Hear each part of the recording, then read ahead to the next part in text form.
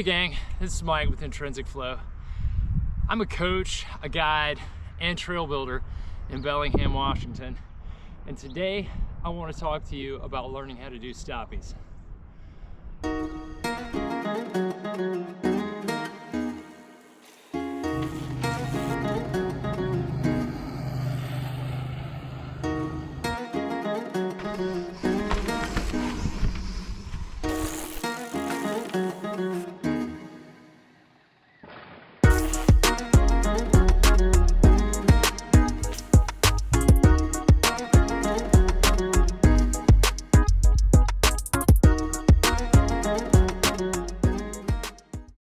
If you're interested in doing the skill, but you're concerned about going over the bars, I totally get it. I was exactly the same, and I avoided this for 25 years.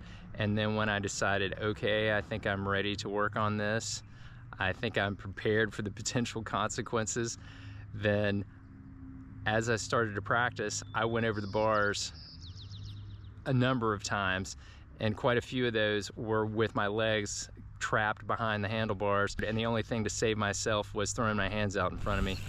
This is not a situation that I would want anybody to be in, and it's with that in mind that I encourage you to check out the video I made called How to Intentionally Go Over the Bars. Now, it might even sound crazy, but if you can intentionally make yourself go over the bars and learn the technique for how to get your feet underneath you, it'll save you a whole lot of grief when you start to do stoppies. So I'll include a link to that in the description below. I strongly urge you to practice it until you can easily do it on demand. Once you get it to that point when you're starting to practice stoppies, and if you overdo the break or pop a little too far forward and your body weight's too far forward, then you'll just respond. But you have to internalize it, so that means lots of practice with getting off the bike.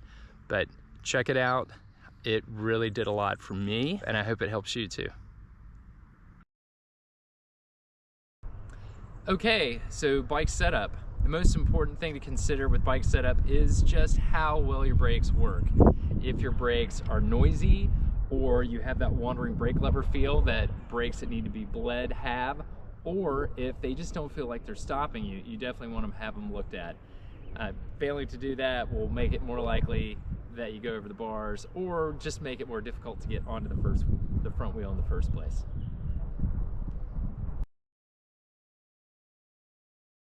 When you're choosing a place to practice, there are three things to consider. You want good traction, you want it to be relatively smooth, and you want it to be soft. Because of this, I recommend practicing in a grassy area. Now, the great thing about a grassy area is if you do go over the bars, it's not going to be terrible, and also the traction is good, and you can find grassy spots where there's a slight downhill, which I recommend, and it's smooth enough to do stoppies.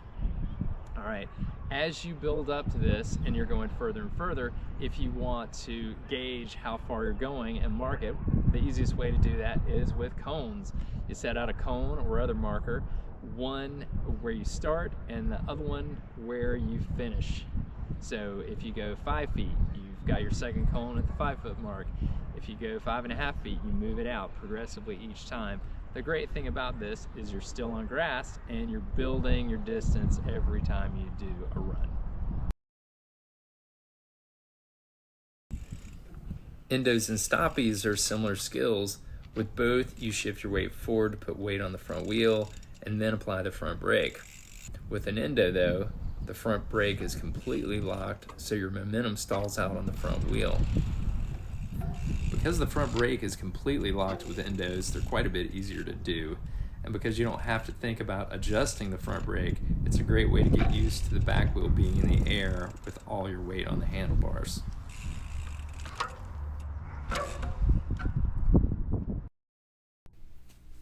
To do an endo, roll forward at a walking pace while focusing on the ground just past where you intend to stop. Quickly drop your hips diagonally down and forward by bending in the knees and elbows, then pop straight up and apply the front brake.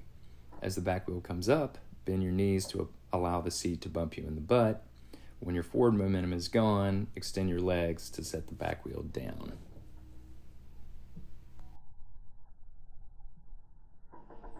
When you first start doing endos, the urge to take your feet off the pedals can be difficult to overcome.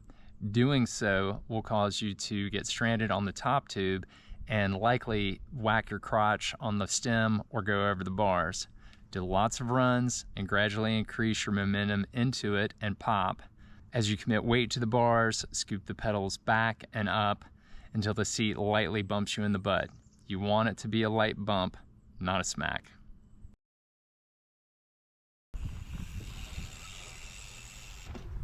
If you're able to stall out on the front wheel in an endo to the point of giving yourself a light bump with the seat, and you're comfortable with intentionally going over the bars, you're ready for practicing stoppies.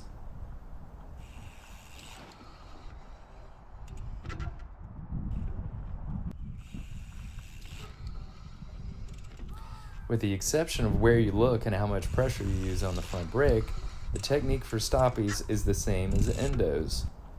Let's slow it down and take a closer look. Pedal up to a jogging pace and set up in ready position just rearward of balanced.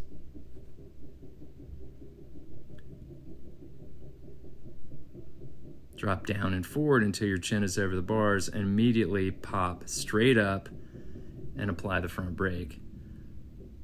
Enough so it drags and lifts the back wheel but isn't locked. When the seat is there at your butt, adjust pressure on the front brake to keep the rear wheel in the air. If you feel like it's coming down, apply more front brake. If you feel like you're going to go over the bars, use less. As your momentum slows, extend your legs to set down the back wheel.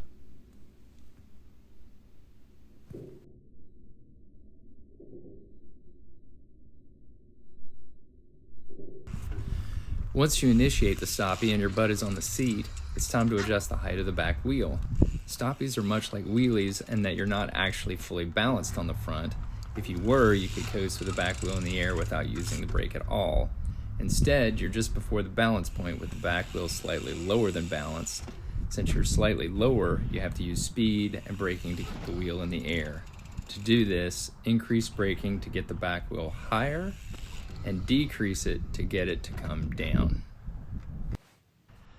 With that in mind, it's important to be smooth with the front brake to keep a consistent rear wheel height.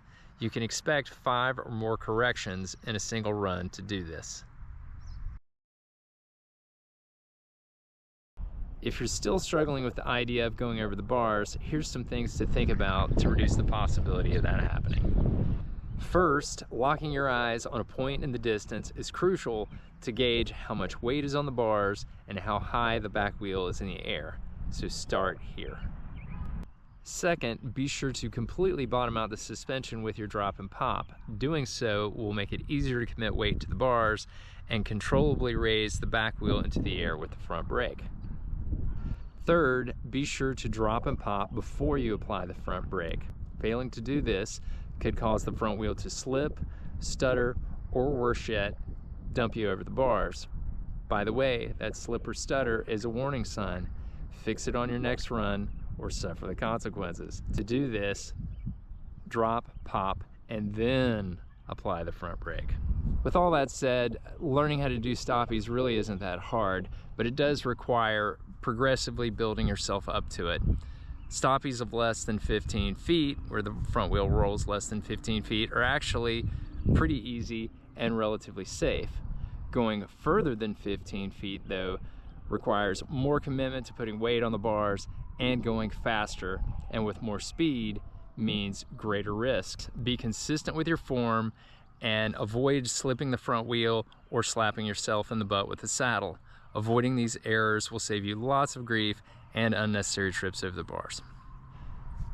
Okay gang, that's it for me for learning how to stoppie. Hope you enjoyed this, hope you found it educational. If you have questions or comments, please feel to include those in the comments section. I'd love to hear what you guys think. And if you have suggestions, I'd love to hear those too. I'm gonna be coming out with videos every other week, so if you like and subscribe, you'll be the first to see them.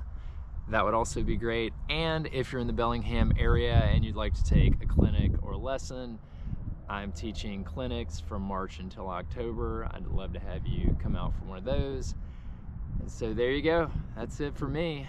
And until next time, keep the rubber side down, and I hope to see you out there.